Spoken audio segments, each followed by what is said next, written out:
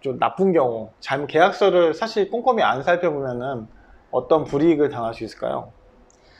그러니까 이제 계약서라는 거는 그걸 꼼꼼히 안 읽어보면 안 되죠. 일단은 자세히 읽어봐야 되는 게 맞고, 일반적이지 않은 사항은 서로 이제 사전에 논의를 해서 그러니까 고쳐 나가야 되는 게 맞는 거고요.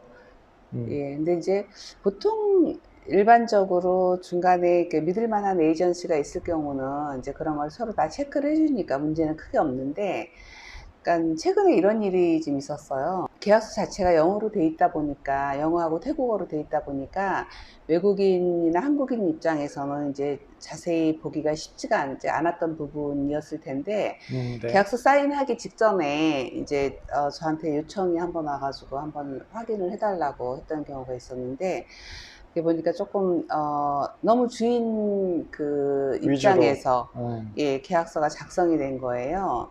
이제 그런 경우는 그 테넌트가, 그러니까 세입자가 살면서도 그렇고 나중에 나올 때 이제 그래도 제일 중요한 부분이 데포짓이 2달치가 들어가잖아요. 네. 그걸 이제 받을 수가 없는 그런 상황이 이제 발생을 하는 거죠. 보증금 다 까이는. 보증금, 네. 그렇죠. 제가 월세집 계약할 때 네네. 선생님께서 같이, 사무선생님 같이 이렇게 빨간 펜으로 이렇게 다 수정해 주셨잖아요. 네네. 이거는 부당하다. 이거는 네. 불리하다. 네네. 여기에는 이런, 의자가 몇 개 있는데 더 많은 걸로 표시가 돼 있다. 뭐 이런 거 다 음. 고쳐주셔서 저는 계약을 잘 했는데, 네네. 제 계약서도 보니까 뭐 월세 하루 늦을 때마다 뭐 벌금 500바트 뭐 이런 것도 네네. 있기도 하고, 네네.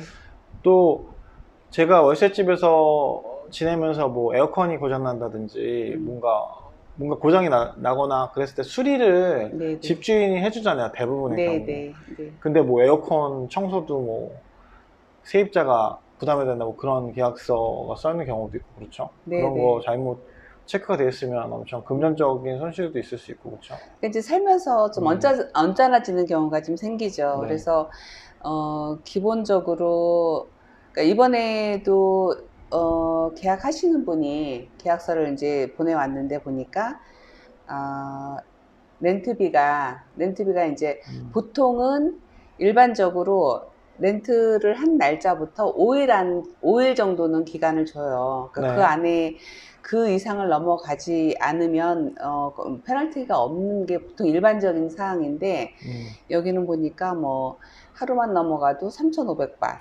하루에 3,500이요? 네네네. 와. 페널티가 적혀 있고, 보통 기본으로는 500바트에서 한 1,000바트 정도는 이제 아, 페널티를 적용을 하겠다라는 내용들이 있긴 있지만 3,500바트는 전 처음 봤거든요. 1000바트까지는 저도 이해를 하겠는데, 와, 네네. 3,500바트는 심하네요. 네네. 그럼 그런, 한 열흘 늦으면 35,000바트네요. 그렇게 되는 거죠. 네. 와. 사실 또 에어컨도 이런 이제 메인터넌스의 그 범주에 들어가는 거잖아요. 에어컨 네. 수리라든가 에어컨 청소는. 네.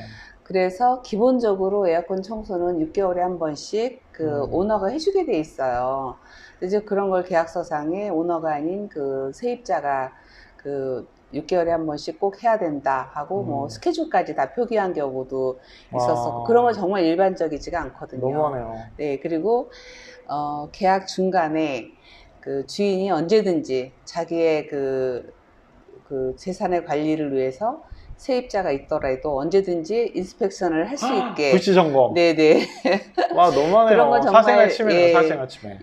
일반적이지가 않은 그런 사항들인 거죠. 예. 하나를 보면 열을 한다고, 일단 그런 집주인 있는 데는 안 들어가는 게 좋잖아요, 안 일단. 들어가는 게 좋죠. 왜냐면 음. 이제 어, 어떤 상식의 범주를 벗어난 사람은 끝까지 그럴 수 있는 확률이 있기 때문에, 음. 나중에 집이 뭐 비싼 이런 집 같은 경우는 대포집이 2달치가 들어가는데 그거에 대한 손실도 굉장히 커질 수가 있고, 그렇죠. 그 다음에 이제 또 그 짐을 다 빼고 나서, 그러니까 터미네이션이 되고, 그러니까 계약 종료가 되고 음. 짐을 다 빼고 나서 이제 쌍방향에 인스펙션을 하잖아요, 집을. 네.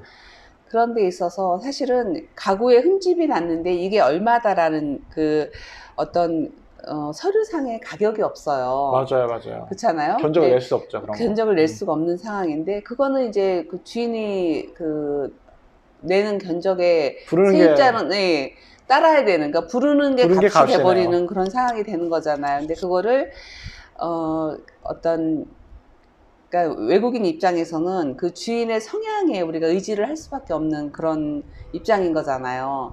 그런데 그렇게 비상식적인 사람 같으면 그것도 제대로 어떤 상식선에서 가격을 책정하지는 않을 거라는 거죠. 그러니까 그러니까 일단 손해가 많아지는 거죠. 그러니까 방콕에 처음 와서 이제 월세 계약을 하시는 분들, 아, 방콕은 원래 그런가 보다. 뭔가 되게 까다롭고 이상한 게 있어도 여기는 원래 이런가 보다. 이렇게 하고 생각할 수도 있으니까.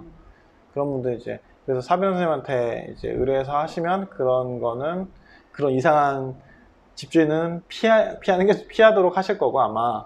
뭐, 아무튼, 부당한 조건들에 대해서는 절충을 해서 뭐, 계약을 잘 절충을 하면. 해야죠. 네, 근데 절충해서. 기본적으로 방콕에 있는 어떤 아파트라든가 이런 콘도의 계약서가 한 3분의 2 정도는 오너 입장에서 쓰여진 건 사실이에요. 네.